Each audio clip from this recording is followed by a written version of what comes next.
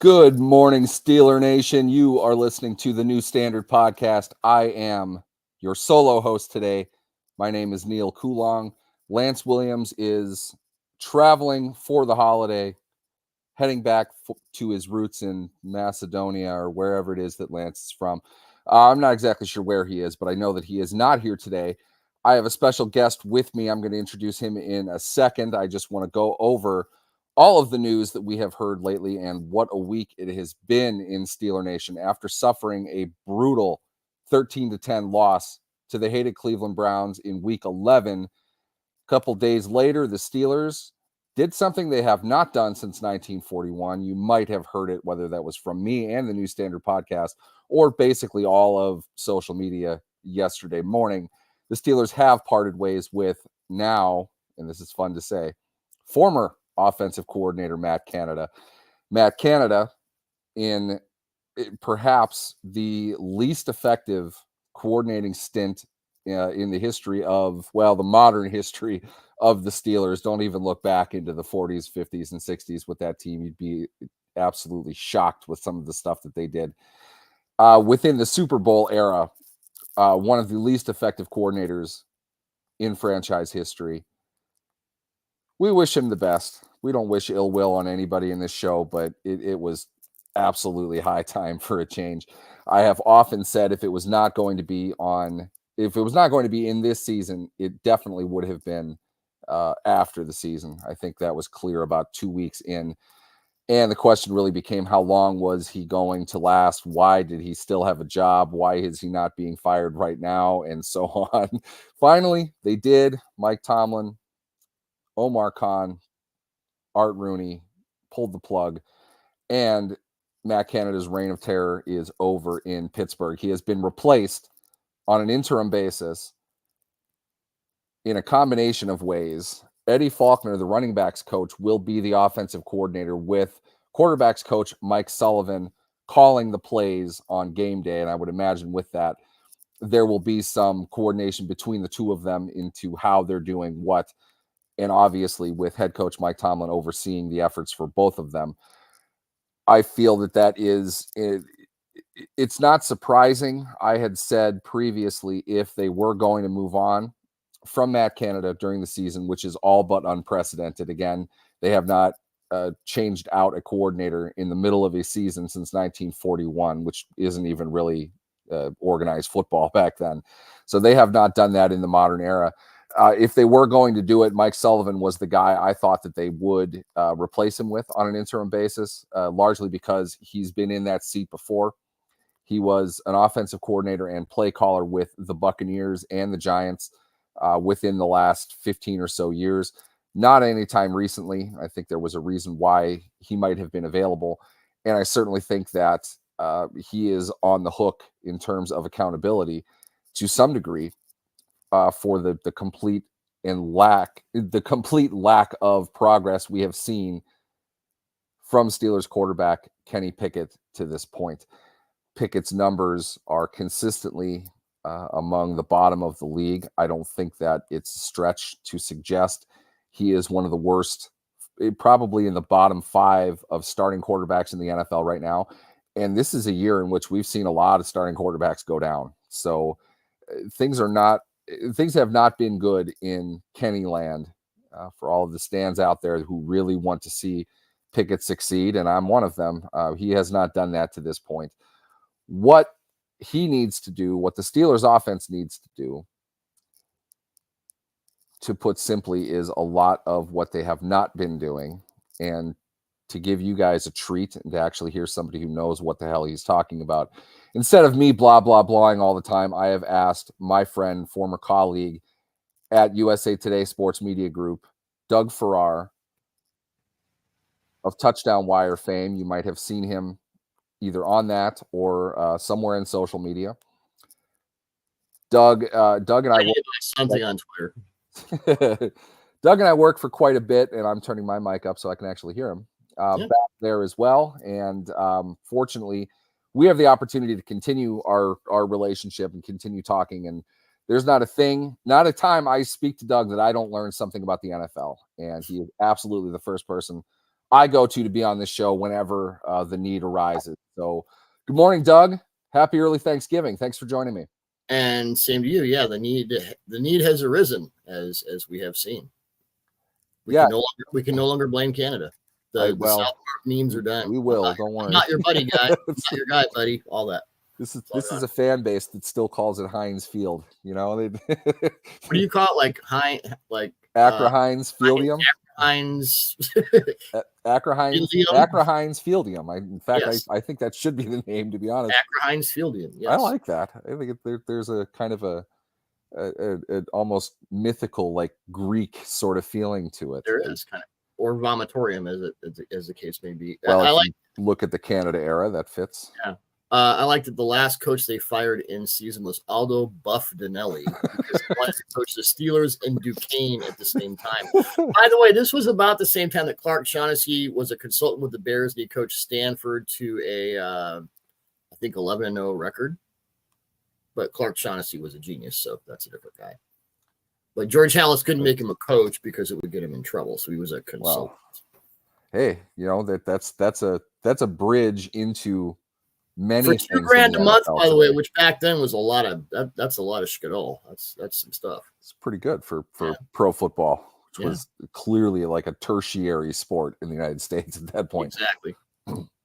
Bunch of guys running around and bumping into each other like the Steelers. That's actually a great description of what we have seen, in particular from what we saw on Sunday. You and I had a conversation offline, something that you had posted in regards to what I call the infamous screen passes that the Steelers attempted. I honestly, Doug, and I don't like saying things like this, and maybe you called me idealistic earlier. Maybe I'm naive. Maybe I am just operating under the assumption that NFL offensive coordinators, position coaches, and the players getting paid as much as they are probably investing a good amount of time into their craft. What I saw out of those plays, honestly, and I'm not even trying to be funny or hyperbolic, it looked like peewee football.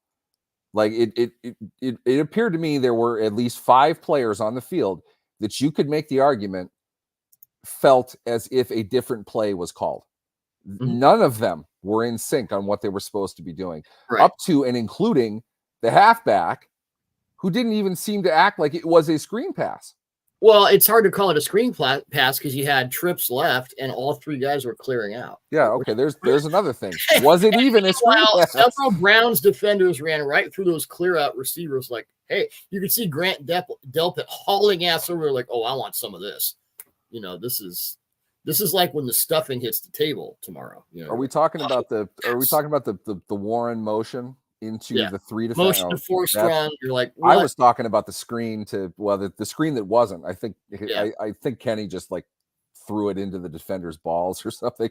No, absolutely no chance. It was a play I tweeted because we talked about doing this yesterday, and so I'm watching tape this morning. Like, okay, I'm 5 plays in and I'm already annoyed, and that was the play I was talking about.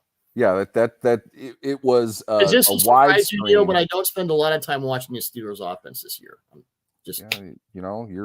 Trust me, your mental health is in much better shape than ours is. It's been that bad. You know, I think what I've been saying is, honestly, since Ben's elbow snapped 6 quarters into the 2019 season, this team has struggled tremendously to generate anything that in many cases even resembles an NFL offense. Yeah. And the plays that you highlight absolutely show that. Now, if we want to refer to the screen game, I'll put it in quotes, the quick game, the Steelers have, I don't even know if they've really tried to implement it, but if we want to call that a passing game, that's sort of where I want to start here. It's a mess.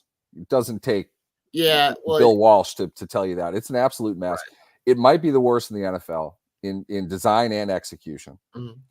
We're in week 12. Mm-hmm. Okay, they got 7 games to go here. Yep. And they have a realistic path, believe it or not, a realistic path to 10 wins this season. Yep.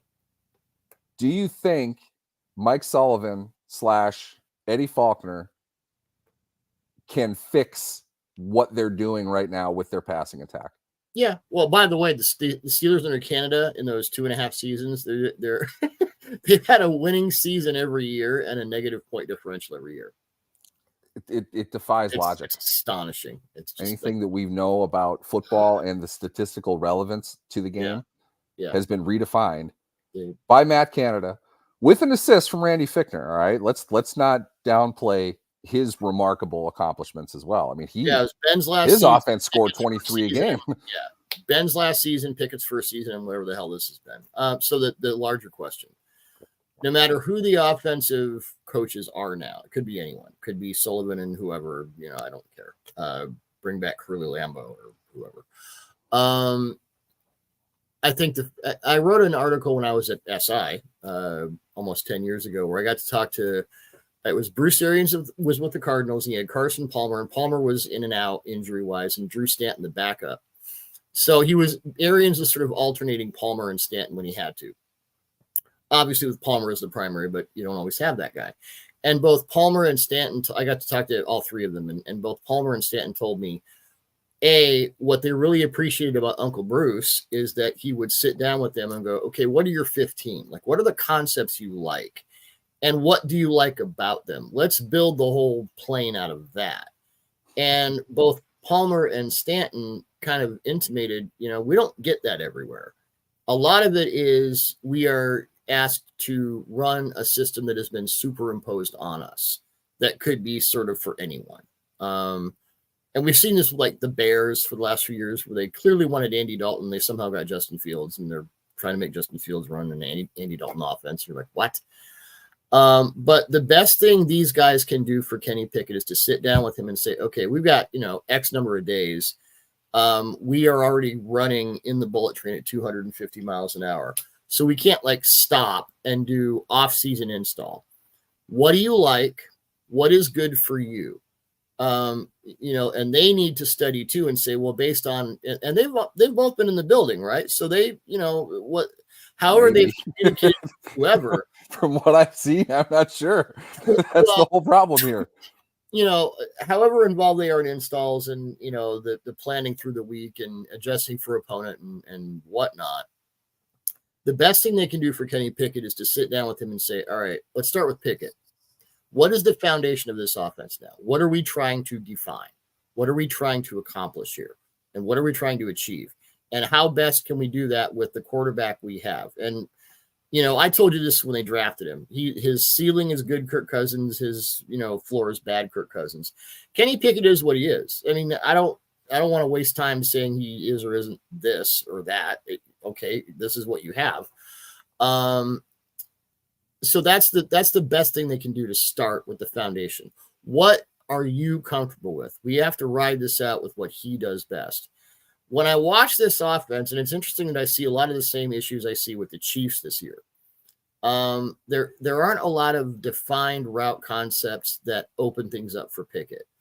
It's a crap ton of seam balls and go balls and, potentially explosive slants or posts.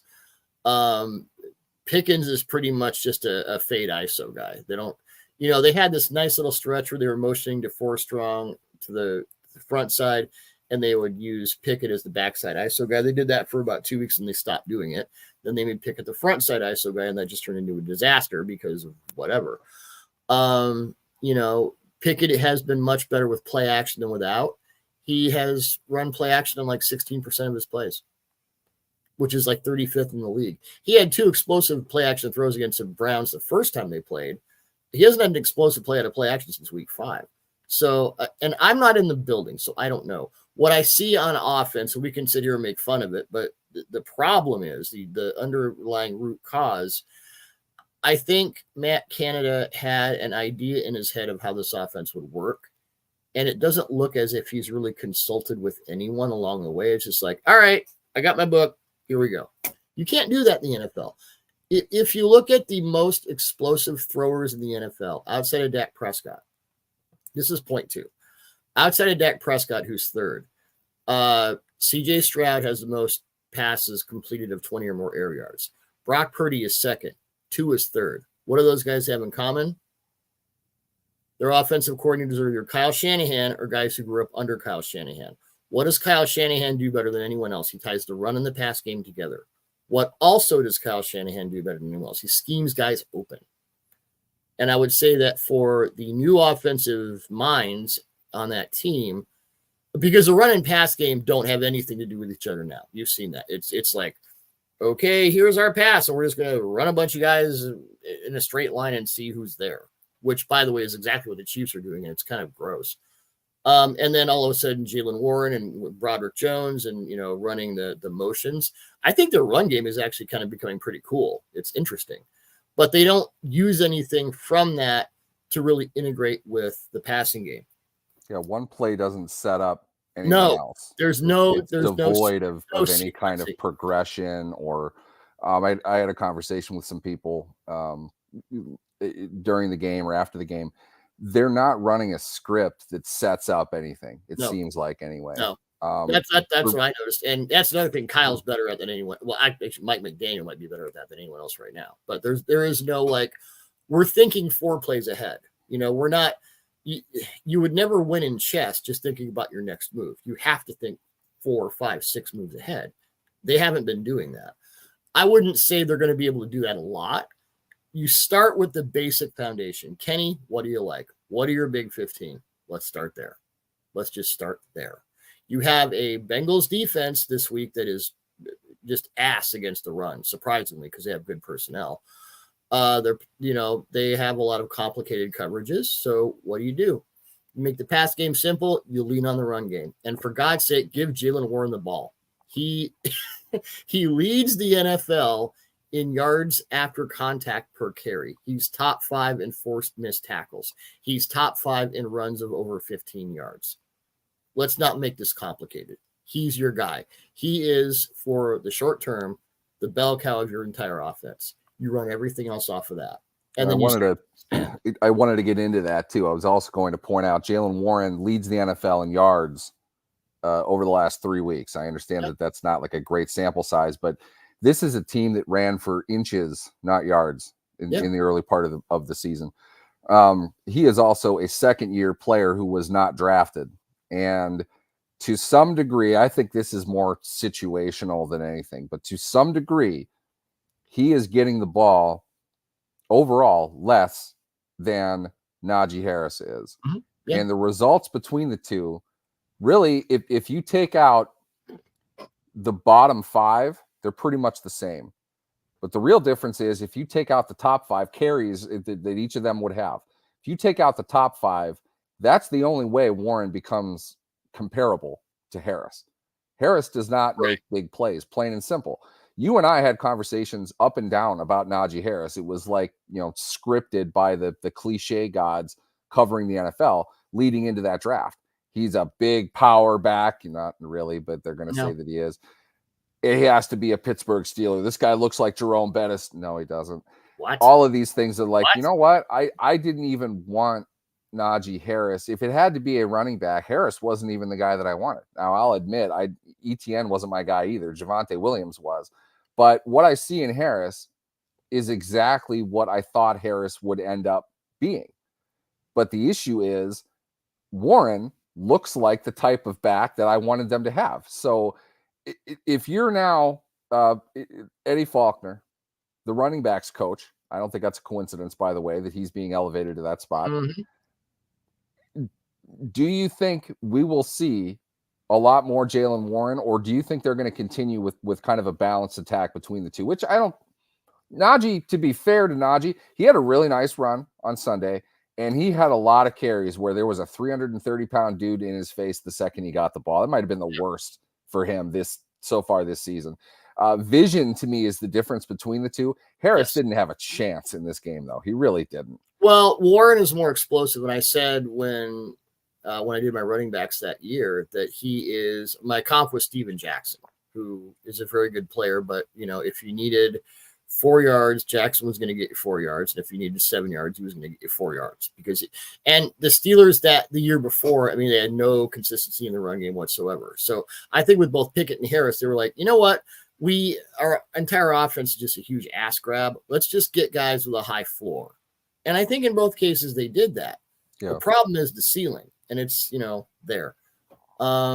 And then you get this, you get Warren, who out of nowhere becomes this caterwauling, rolling ball of butcher knives or whatever. And okay, well, you lead with that. As far as like usage and all, I think we need to reduce it to the basics. Is it more situational, do you think? Because you look at a guy that has 13 carries versus one that has 9. There is no situation. I don't know if that's hugely different. There's no situation in which Najee Harris is a better running back for that team than Jaylen Warren right now. There is no situation. He's a better blocker. He's a better, inside, outside, whatever. If you want Najee Harris to help you with it almost seemed like we're going to run the whole, if you run this many times, you win, which of course, correlation, causation. But it felt like with Canada, like we're going to run this many times and we're going to have a balanced attack, and that's just the way it is. And you're not looking at what's happening. You're not flipping the whole Steelers offensive game plan. I do a thing called Worst of the Week every Sunday night. That actually, the running back distribution made Worst of the Week, because I'm watching Warren going, what? Really? Why? This guy he's the only part of your offense that works. Him and Broderick Jones right now are the only parts of your offense that work. You have to lead with that. You build it up out of there. We get back to tying the run game and the pass game together. Well, if you're going to do those things, you need the elements that best make up your best run game. That's clearly Jaylen Warren. And I don't know how else you could, dice it up. Final 2 drives, game on the line. He didn't have a carry, did he? Jaylen Warren carries 0. Yeah, I kind of no carries. Yeah. To me, when you talk about balance and distribution, that's what it comes down to. If you look at the end of the game, the difference between 13 and 9, all right, I can't argue 4 carries is 4 carries, but those carries, or at least touches, should have been made up in those final 2 drives. To me, that was really kind of like, I didn't need more evidence of why Matt Canada needed to go, but it's week 11, dude. What are we doing here? I want to use that to dovetail into my other question. Well, one other point, and this also made Worst of the Week. There was a lot of Worst of the Week in Canada's final game. Pickett said after the game that he expected the Browns to play more man, which does make sense because they had played man at the 4th highest rate in the league, and I think they had played single high man, cover 1. No idea why you would do that against this team, but that's just me. Well, it's what they do, and Schwartz will. So in this game, they kind of the point was in this game they did less of it, and there was no adjustment. It's like, well, we'll figure it out. It's like it's as if he was playing simulator football. There are guys, somebody said that to me, and I really think that's what it was. There are guys that go, they create their plan through the week. They don't have a second idea. Yeah. And they go into the game saying, this is the way it's going to work. And no matter what, well, if it doesn't work, our guys didn't execute. If it does work, then, everything is great. But if it doesn't work, our guys didn't execute the plan. And that sort of mentality, I think I can understand where that comes from if you have superstars across the board. To some point, players have to be held accountable for a lack of execution. That's bottom line. But it's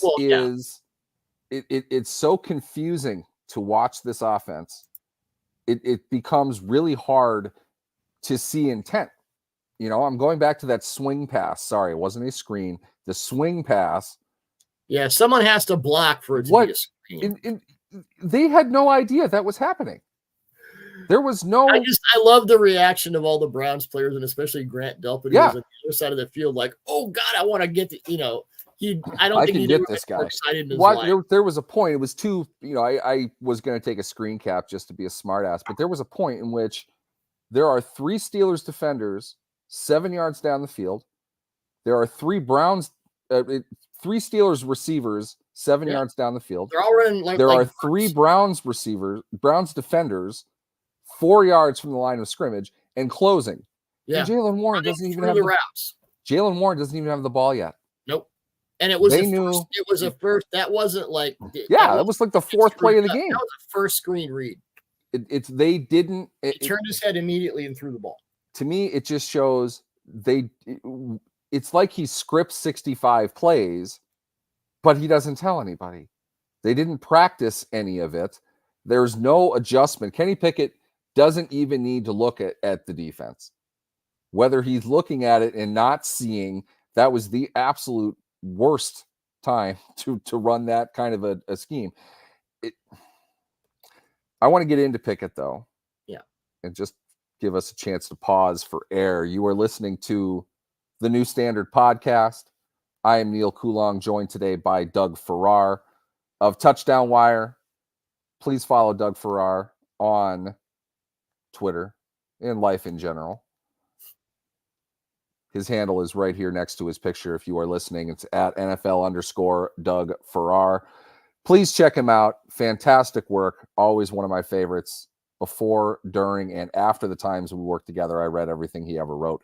Highly recommended. The elephant in the room here,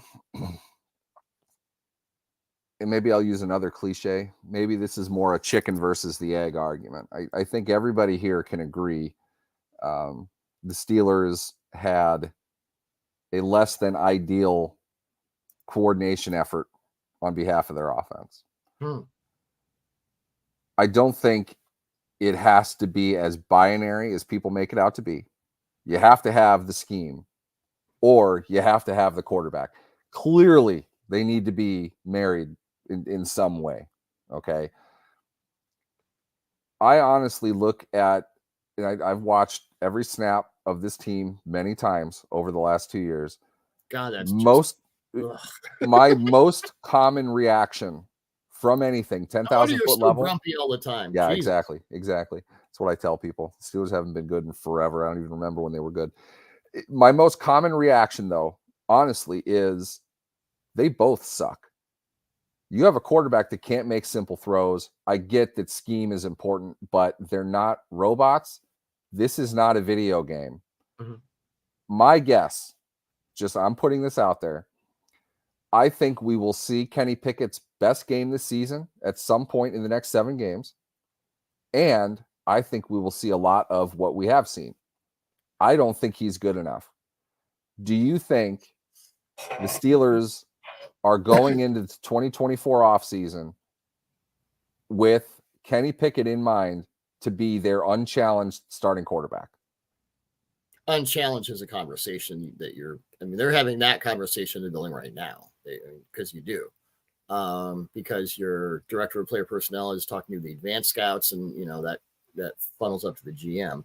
Like, hey, I watched this guy, Raccoon State Teachers College. This kid is amazing. We should get him in the 4th round. A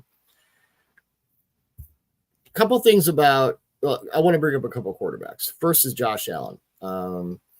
And your major domo and one of my favorite people, Chris Perone, was obviously very happy when they fired Ken Dorsey. And some of that was Dorsey's fault, and some of it was Allen's fault.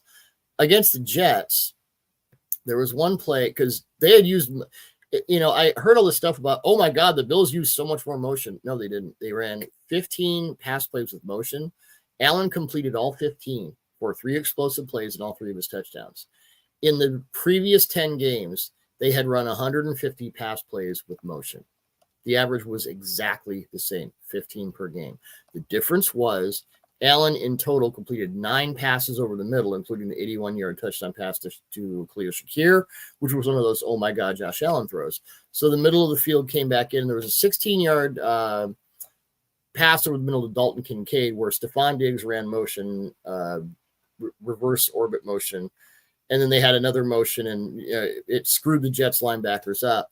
And it created an opening for Dalton Kincaid to run his stop route and just go, hey, I'm Travis Kelce for a minute. That's what you need. The other quarterback I'll bring up in the larger, more global sense over the last 2 years is Brock Purdy. Obviously, Mr. Irrelevant, that's a cute story. Well, obviously no one, and I've watched his college tape. Like, yeah, I get it. I get why he was Mr. Irrelevant. There wasn't anything to him. But he went into the offseason, and that first, after he was drafted, he sort of got his fundamentals together with his performance coaches. And then he went into a system that play after play after play after play breeded confidence. When I'm on the field, I know Dwight Clark used to say of Bill Walsh's offense when Walsh first came in, and they had been crap for like 10 years, the Niners. And they had to get used to the fact that when Walsh said, yeah, even when you think you're not going to be open, you're going to be open in the end zone. There won't be a guy 5 yards around you. They look at each other like, that can't be possible. And then they'd go into a game, oh, holy crap, he's actually right. And once that starts to trickle in, you become a different quarterback. Brock Purdy is an exponentially different quarterback than he was even in weeks 2 or 3 this year against the Giants and the Rams when he was spraying the ball all over the place. He looked like just a random guy. But when we say that we don't really know what Kenny Pickett is yet, I mean, that sounds like a cop-out, but we really don't, because we don't know. No, we don't know what Kenny Pickett is like in his system, where the pass game and the run game are together, where you are leading with his favorite passing concepts. We don't know what his favorite passing concepts are. What I wanted to get back to that point. That's my overarching point. I understand. They need to find that out, and they need to throw the rest of the shit out for now. Let me pose this then. What if he did say those were his favorite? I mean, what if they're running what he wants? Yeah. Well, Matt Canada doesn't scheme up seam throws that are literally 3 yards inside to the defender. He's done that multiple times this year. There have been multiple sideline throws that he's missed terribly. His accuracy is garbage. He has regressed incredibly in that way. Coordination doesn't fix that. Your coaching should, help with it, but it's not often. An injury is a part of it. Age is a part of it, but your accuracy shouldn't diminish from year 1 to year 2. And that's what we're seeing with Pickett. Well, it shouldn't. The offense has been very simple. It's a lot of seam stuff. It's a lot of, Pickens has basically been relegated to the front door, back door, deep fade guy. That's those only routes that he runs effectively, to be honest. He's not a route runner. He's actually a good outside slant and post guy. They just don't run it a lot. But let's take it from Pickett's. Let's go even one more step down and get real granular. Like, put on your VI goggles, and now you're the quarterback of the Pittsburgh Steelers versus you're the quarterback of the 49ers right now. You have Kyle Shanahan designing your offense. Well, the first thing you know, I remember when Sean McVay became the Rams head coach and Jared Goff had that horrible 2016 rookie season. Mike McCoy did the same thing for Tebow when he was the Broncos OC. Make fun of Tebow all you want, but the point is the same. Both coaches said to both quarterbacks, the first thing I'm going to do is your first read is going to be open every single time. And once you have your first read open, now you can start to see the whole thing. So again, there are steps to creating a successful offense. It's not just like, oh, well, your concepts suck or this or that. So I have to go back to, I don't know what Kenny Pickett is. I didn't know that Brock Purdy could be this. I was so high on CJ Stroud. He was my QB1 over Bryce Young by a pretty wide margin. Even I didn't expect this. Tua, I didn't expect this. You can't know until you see a guy. Like, what is the ceiling? What is the ultimate, like, how far can this guy max this out? You look at Kirk Cousins, and whatever you think of Cousins, I don't think I've ever seen a quarterback who has maxed out his ability ever more than Kirk Cousins. I mean, that guy he has been painting the ceiling like Michelangelo his whole career. And he should be a hero to people, to be honest. Very few have ever gotten more out of what he's had throughout a career. He has mined the whole damn thing. So and we agree on this too. He just played the best 6 games of his career.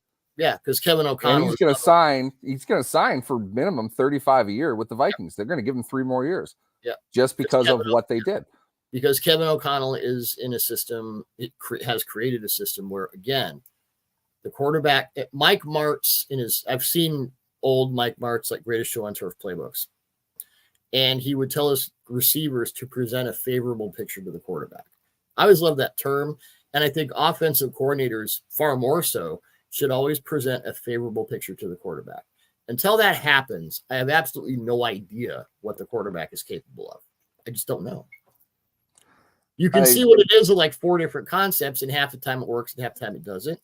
Obviously, they need more play action because Pickett is much better with it. You can point to if all of that is true, and I'm not even entirely disagreeing with it, but at a 10,000 foot level, that's the case. Teams would be trading out quarterbacks all the time. We wouldn't see Desmond Ridder, guys like that wouldn't even get drafted. You'd have your quarterback, and you'd be paying the coordinators $35 million a year to come in and make them better. The players are ultimately the ones who they're the straw that stirs the drink. They need to be set up better, i.e. Kenny Pickett. But going back to the Cousins analogy, that is literally the opposite of what the Steelers have right now. Right. So if you're getting rid of the coordinator, why is the quarterback staying? I don't really see what you're going to do. How do you change Kenny Pickett? When I said the floor is bad, Kirk Cousins, where was Kirk Cousins drafted? 4th round. I remember doing his tape out of Michigan State. I'm like, yeah, that's about where I thought he should go. He was, I think my comp for him was Matt Flynn. And that was before Matt Flynn signed with Seattle. I think it was around the time of his 6th touchdown game against the Lions when he was with the Packers. But when I say Matt Flynn, when I say low Kirk Cousins, you get a picture of your head. It's why I sweat comps so hard on college guys, because when I say that, you get a picture in your head, or a approximate picture in your head of what that quarterback is. So those are the 2 worlds in which Kenny Pickett is going to float for however long he plays. So just for me, for my money, and we'll move on here. If whatever they do, interim coordinator, hire somebody else in the offseason, whatever it is, if that doesn't work, you have your answer on Kenny Pickett. And very similarly to Matt Canada, that decision has to be made more or less in January. If you're going to keep him, which I'd imagine that they would, you're going to know very early on whether or not it's the right decision, and you're making your decision for the next year then, or it's just flat out not going to work. What I know is Mitch Trubisky makes $8 million a year. He's signed. They obviously don't want him to start. Mm-hmm. I don't know how much more money they want to put into it. So to me, for my money, I think the Steelers will stick with Pickett. They'll figure out whatever it is that they're going to. I don't have really any faith, though. But here's one quick. You said if it was this way, they'd pay the coordinators $35 million. Go back to the 2017 Vikings. This is one example I always think of. And Pat Shurmur was the OC, and there were a bunch of injuries. And Case Keenum came in for like 7 weeks. Keenum was the best deep thrower in the NFL. Pat Shurmur was the OC. The New York Giants hired Pat Shurmur to be their head coach the next year. So in some ways Mike McCoy got a head coaching job because of the work he did with Tebow. So those things do happen. You realize that both of those examples are utter and complete failures as head coaches. Not the point. Not the point. My point no, is, you're right. You're right. I'm just saying the OCs get elevated. Absolutely they do. Absolutely they Case Keenum into freaking, Aaron Rodgers for half a season. Oh, we'd like to see what you can do here. Here's the one you should be pointing out is Freddie Kitchens, because that's really the real comparable for the Steelers. Yeah. Let's say Faulkner, Sullivan, the dynamic duo, pull Kenny Pickett out of the throes of horrendousness, which he's in right now, and he shows flashes of mediocrity down the stretch. That's a big win right now for the Steelers. They would have won a couple of the games that they've lost. They'd be one of the best teams in the AFC with better quarterback play. If they had a halfway decent offense, they'd be in really good shape. If they could get that over these last 7 games, and there are winnable games on this schedule, Bengals is a winnable game. They're 1-point underdogs at Cincinnati. In a vacuum, the beginning of the season, all things being equal, you would have bet that it'd be Bengals -6 at least. Well, because that's not a stretch at all. Vegas for obvious reasons. Jake Browning is, Yeah, I don't even know who he is. He's he went to Washington, so I know exactly who he is. He's not the guy. Well, he went to Washington like 8 years ago, didn't he? Yeah. He's like the oldest guy to have not started. Pretty much. he's not the guy with 3 last names like we saw in Cleveland who ran out of plays by the end of the second quarter. Cincinnati's passing game right now, you guys are going to get some PTSD because it's very, it's very much like you've been watching. That's what you do. Yeah. Who can only handle these, it's like okay, thank you. That is exactly what I'm talking about. That's what you do when you have a quarterback that can't do anything. Yeah. You run what Cleveland did last week. You're going to see Cincinnati do it, and Pittsburgh's been doing it for 2 years. Right. They had 2 quarterbacks that have done this. Yeah. It's not like Trubisky's numbers were better or worse. I mean, pretty much the same. Yeah. But Steelers schedule the rest of the way here. 1-point underdogs at Cincinnati, and Cincinnati is on a mini bye week with an old non-started, first-time starting quarterback. Home against the Cardinals and Patriots. They're going to be favored in both of those games. At the Colts, pick them, pretty close. Home against the Bengals. The way things are going with the Bengals wouldn't surprise me if they shut a couple guys down by that point. They probably are 1-point favorites in that game. At Seattle, your Seattle Seahawks, Doug. I should come out there for that, by the way. New Year's Eve. Yeah. Interesting game. Very interesting game. Call that a pick 'em. And then at the Ravens might not have anything to play for by that point. Yeah. So, to be honest, the Steelers could end up winning 10 games this season and not have a quarterback that you could possibly rely on for week 1 next season. Coordination helps. And I absolutely am all for the scheme, and the Steelers scheme sucks. But there comes a point now, if the eyes really were not on Kenny Pickett, they absolutely are as quickly as Sunday. Steelers at the Bengals. That's a 1 p.m. Eastern kick for all you fans out there.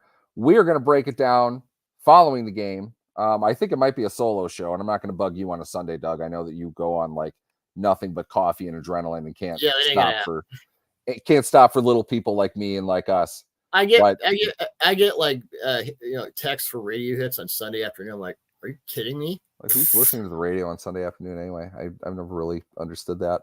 No. But we are going to be here. I am going to be here, probably just me, following the Steelers-Bengals game. Thanks for being on the show, Doug. Yeah. Run the damn Always ball, a great guys. time. Run the damn ball. Because Yep. the Bengals have let's play 19. Let's celebrate the Barry Sanders documentary that came out and just run the ball all game. Don't even bother. But the Bengals have one of the 3 worst run defenses statistically in the NFL. Run the ball. Yeah, I am hoping that that's what they do. I am hoping that was kind of the idea with Eddie Faulkner drawing everything up, because Tomlin should recognize they're not fixing this anytime soon. This is a Band-Aid to get them through the season and be competitive. And you know what? It's their best foot forward. So if they got to run 3 times and punt, I'm okay with that, because frankly, we've seen them throw 3 times and punt many times this season. Kyle Shanahan damn near won a Super Bowl with Jimmy Garoppolo, treating him in the playoffs like he was 1973 Bob Greasy. Throw the ball and we'll kill you. It can happen. If Jimmy Garoppolo made 1 throw, they win that game. Of course, he didn't. That's Jimmy's legacy. Yeah. You have been listening to and watching, in some cases, the New Standard Podcast. I'm Neil Coulong. Thank you for joining me, Doug Farrar. Please follow him on Twitter. Please check out touchdownwire.usatoday.com. All of the NFL Wire sites. Fantastic stuff going on over there. Great work, Doug. I appreciate it. Everybody else, check us out Sunday following the game. Hopefully it's a win. We'll see where it goes, but it's a monster game for the Steelers. Week 12, the real season starts for the contenders. Let's figure out who the Steelers are and who they can be with their new offensive direction. But you've been listening to the New Standard Podcast. I'm Neil Coulong. Thanks for tuning in.